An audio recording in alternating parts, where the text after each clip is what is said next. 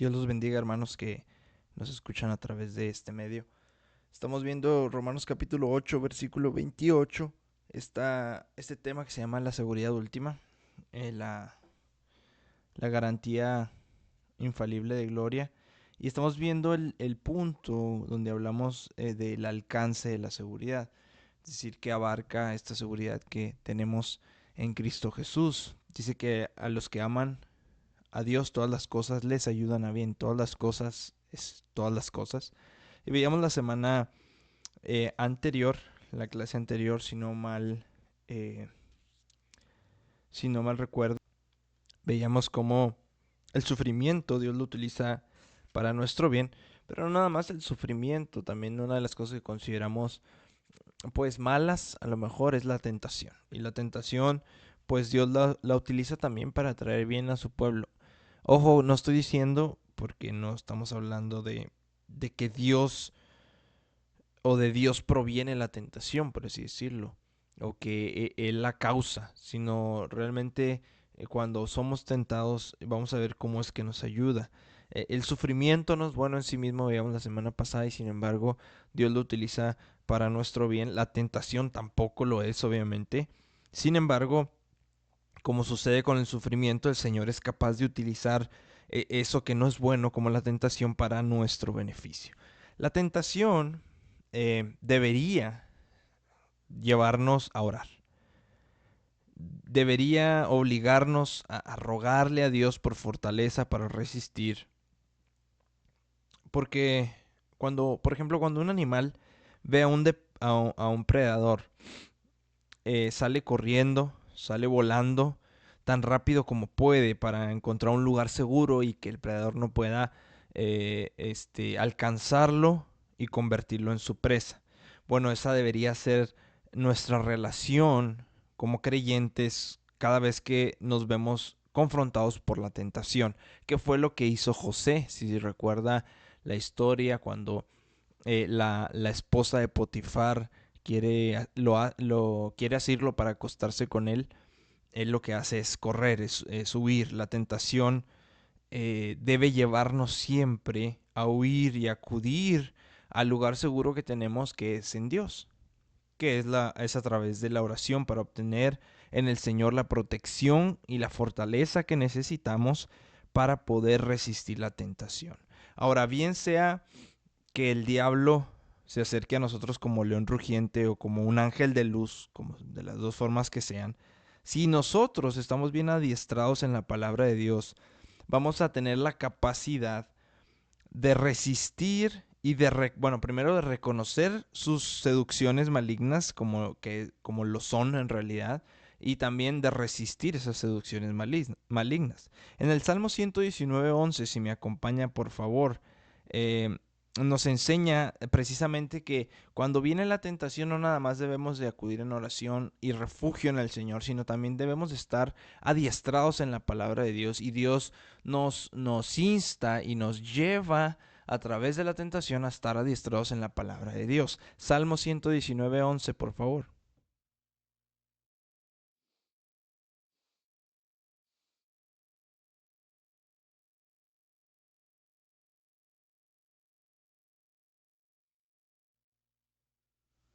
Salmo 119:11 dice de la siguiente manera: en mi corazón he guardado tus dichos para no pecar contra ti. Entonces, una de las formas en que nosotros vamos a poder reconocer cuando viene Satanás y cuando viene la tentación para poder convertirnos en su presa, es estando adiestrados en la palabra de Dios. Dios también puede hacer que obre la tentación para nuestro bien, usándola para devastar nuestro orgullo espiritual. Como creyentes tendemos mucho a generar orgullo espiritual. Y a medida que avanzamos en el caminar con Cristo, es aún mayor este orgullo espiritual, que creemos que alcanzamos ciertos niveles de espiritualidad que otros no tienen, y entonces nos empezamos a sentir superiores, o empezamos a vernos a nosotros mismos como los escogidos, aunque lo seamos, ¿verdad? Pero lo empezamos a hacerlo como o bueno, lo empezamos a ver desde un punto de vista orgulloso, egocéntrico, no en realidad de que proviene de Dios esa elección y proviene de Dios ese sacerdocio y el haber sido pueblo de Dios, nación santa, y todo lo que conlleva ello. Entonces, generamos ese orgullo espiritual, pero la tentación, cuando luchamos con la tentación, podemos entender que seguimos siendo las mismas personas susceptibles a las seducciones, susceptibles a las contaminaciones del pecado. Y cuando tratamos de resistir en nuestras propias fuerzas a la tentación, vamos a darnos cuenta que somos iguales de pecadores que cualquier otra persona, porque no vamos a poder resistir. Somos impotentes, no tenemos el poder suficiente en nosotros mismos para resistir la tentación y vamos a caer en pecado, y entonces el orgullo espiritual se va a ir al suelo. ¿Por qué? Porque no somos lo que creemos que somos, o no hemos llegado al lugar a donde creemos que estamos. Y eso nos hace mantenernos entonces humillados delante de Dios. En la encarnación de nuestro Señor Jesucristo podemos encontrar el ejemplo de que Él mismo no resistió a Satanás en sus propias fuerzas humanas, sino que cada vez que el tentador lo confrontó, lo trató de seducir, Jesús respondió ¿con qué? Con la palabra de Dios. Usted puede leer esta historia en Mateo 4 del 1 al 10 o en Lucas 4 del 1 al 12. Nosotros vamos a leer Hebreos 4:15, porque nuestra respuesta a las fascinaciones del diablo debe ser la misma que la fue con nuestro Señor Jesucristo mientras estuvo en la tierra, con la palabra de Dios. La experiencia de Cristo con la tentación no solamente nos es un ejemplo divino, sino que Jesús experimentó esto para poder ser semejantes en todo a nosotros y poder entendernos de manera completa lo que sufrimos, lo que pasamos día tras día. Y eso es algo maravilloso. Hebreos 4:15, si me acompaña.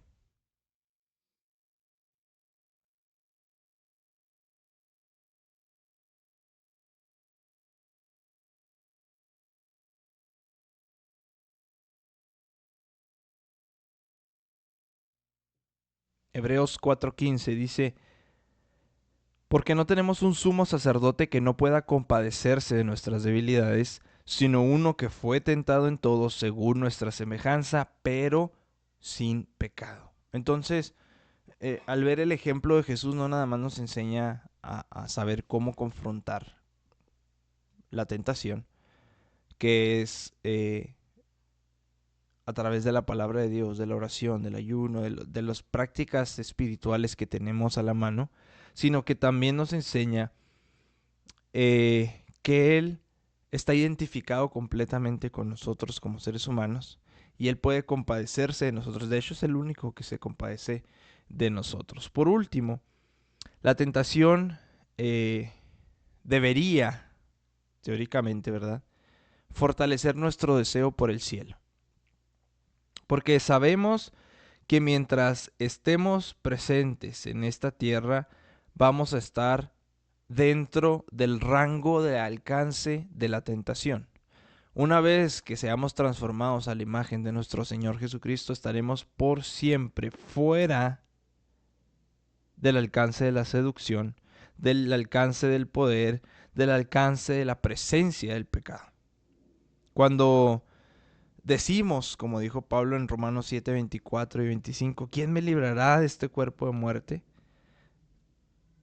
Podremos decir, gracias a Dios por Jesucristo Señor nuestro. Así que yo mismo con la mente sirvo a la ley de Dios, más con la carne a la ley del pecado. Seremos libres por siempre, y eso es algo que debemos de desear, amados.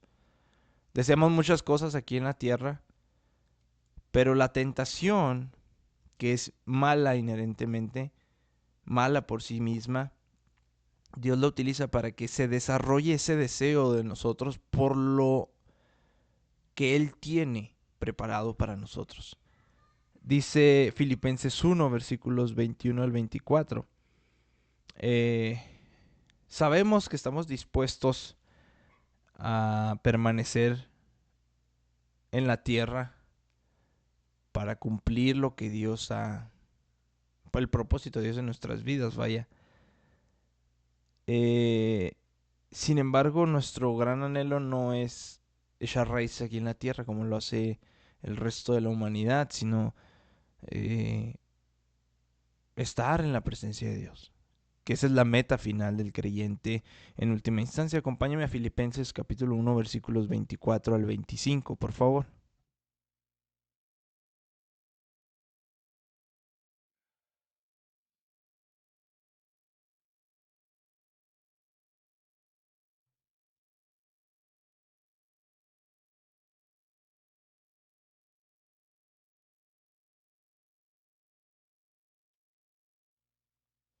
Filipenses capítulo 1, versículos 21 al 24 dice, porque para mí el vivir es Cristo y el morir es ganancia. Mas el vivir en la carne resulta para mí en beneficio de la obra. No sé entonces qué escoger, decía el apóstol Pablo, porque de ambas cosas estoy puesto en estrecho, teniendo deseo de partir y estar con Cristo, lo cual es muchísimo mejor, pero quedar en la carne es más necesario a causa de vosotros. Entonces, nuestro deseo siempre debe estar desarrollándose cada día, día tras día, día tras día, por la tentación. Nuestro deseo de estar con Él debe estar desarrollándose, porque en el momento en que estemos con Él, este batallar con la carne, este batallar con la tentación, pues va a desaparecer en última instancia. Dios usa el mal, pues sí, Dios usa, cuando hablamos de que todo para nuestro bien, Dios usa el mal del pecado también para nuestro bien. Que esto es algo que cuando yo lo estudiaba, pues a lo mejor nunca lo vemos de esta manera, ¿no? Porque consideramos lo más malo de lo malo. Dentro de lo más malo es el pecado. Y así lo consideramos, así lo vemos como creyentes. Sin embargo, Dios utiliza inclusive eso para traer bien a su pueblo. Eh, Cuando hablamos de todas las cosas, son todas las cosas, ¿no? El sufrimiento, la tentación y el pecado no son buenos en sí mismos porque pues es la contraparte del bien como tal. Sin embargo, en la sabiduría, en el poder infinito de Dios, que es incomprensible en ocasiones para nuestro entendimiento, hace que el pecado obre para nuestro bien. Hay que reconocer, y es importante esto, que no estoy hablando de que el pecado sea un instrumento de justicia de Dios. El pecado no es un instrumento de la justicia de Dios. El pecado no es un instrumento de la justicia de Dios, porque eso iba a ser una contradicción demasiado obvia. Más bien el Señor usa el pecado para traer bien a su pueblo, prevaleciendo sobre el pecado, cancelando las consecuencias del pecado, sustituyéndolas de manera gloriosa, milagrosa, por beneficios eternos, espectaculares e incomparables. Es así como funciona, pero no es un instrumento de la justicia de Dios. Número uno, eh, muy frecuentemente es más fácil ver los errores de los demás que los nuestros, y ver el pecado de los demás que el de nosotros mismos. Y entonces Dios utiliza el pecado de los demás para nuestro bien.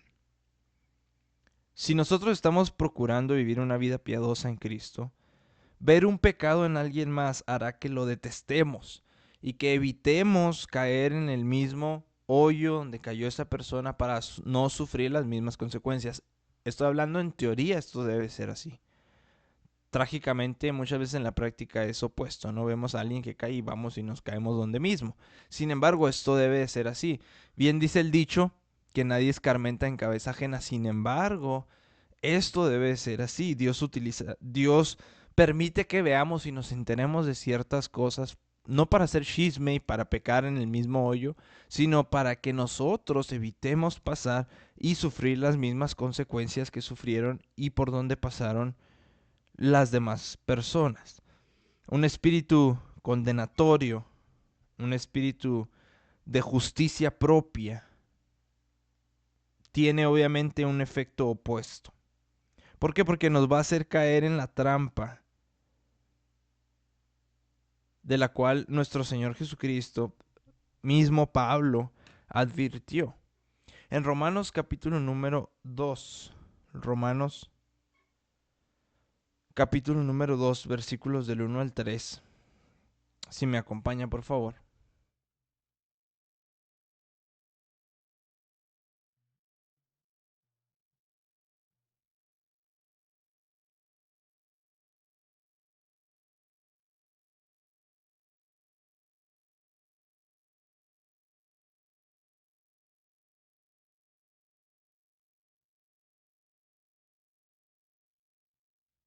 Romanos capítulo número 2, versículos del 1 al 3 dice: en lo que juzgas a otro, te condenas a ti mismo, porque tú que juzgas haces lo mismo. Mas sabemos que el juicio de Dios contra los que practican tales cosas es según verdad. Y piensas esto, oh hombre, tú que juzgas a los que tal hacen y haces lo mismo, que tú escaparás del juicio de Dios. Entonces, cuando vemos el pecado de otros no es para juzgarlos y mandarlos al infierno o chismear y estar levantando falso testimonio y echar leña al fuego, sino para que aprendamos, sino para que analicemos y examinemos nuestra vida. Y cuando hablamos de los pecados propios, Dios utiliza el pecado de nosotros mismos para que se genere un deseo de santidad. Debemos entender que cuando nosotros pecamos es el mismo pecado que cuando peca un incrédulo. Para Dios no hay diferencia. No es diferencia. Lo único diferente es la consecuencia.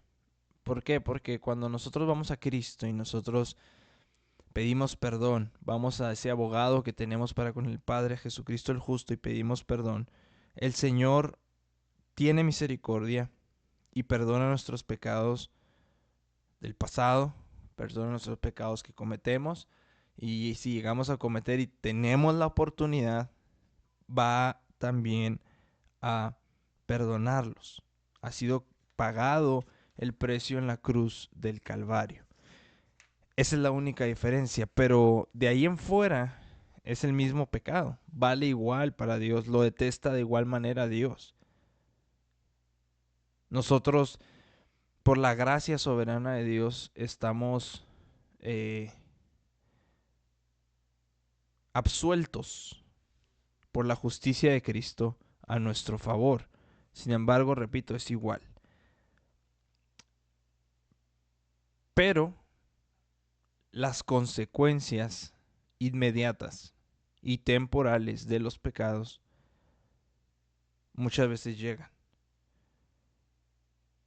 Muchas veces llegan.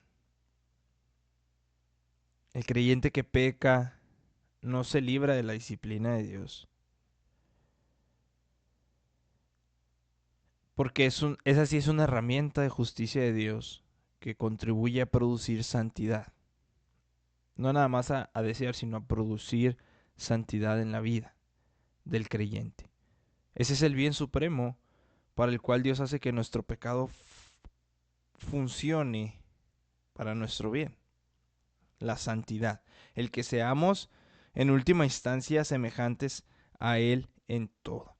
Y Dios también hace que nuestro propio pecado,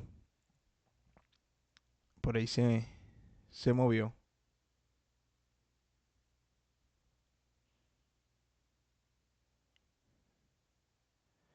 que nuestro propio pecado obre para nuestro bien, porque nos lleva a limpiarnos. Lo dejé aquí en este mismo punto de desear la santidad, porque nos lleva a desechar el pecado, desear su santidad. Y cuando caemos en pecado, nuestra debilidad espiritual se hace evidente y nos vemos motivados a humillarnos delante de Dios y a buscar el perdón, a buscar la restauración de Dios. Y maligno y perverso como es el pecado, puede traernos bien en última instancia porque nos ayuda a despojarnos de nuestro orgullo, a despojarnos de nuestra supuesta invulnerabilidad con la que creemos que estamos protegidos y a reconocer quiénes somos e ir delante de Dios y reconocer quién es Él. Entonces, la ilustración suprema de la manera de que cómo es que Dios dispone todas las cosas, incluyendo las más dolorosas y las más malas para el bien de sus hijos, lo podemos encontrar en el sacrificio de nuestro Señor Jesucristo, del propio Hijo de Dios en la cruz del Calvario. ¿Por qué? Porque en la crucifixión, nuestro Señor Jesucristo tomó el más grande mal que existe y que Satanás pudo producir jamás, y lo convirtió en la bendición más inmensa que pueda concebirse y que haya sido ofrecida a la humanidad caída: salvación eterna. Dios tomó todo el pecado, tomó toda la enfermedad, tomó absolutamente todo lo malo y lo puso sobre Jesús en la cruz del Calvario y lo convirtió en la salvación eterna que ahora estamos disfrutando. Entonces, Dios hace, amados, que todas las cosas obren en última instancia para nuestro bien. Entonces, el alcance. Este es el alcance de la seguridad dentro de este tema que es la seguridad última. La semana entrante, fue un tema relativamente corto, la semana entrante vamos a ver, con el favor de Dios, los receptores de la seguridad. Es decir, quiénes son los que reciben esa seguridad que está prometida a través de la obra de nuestro Señor Jesucristo. Dios los bendiga, amados.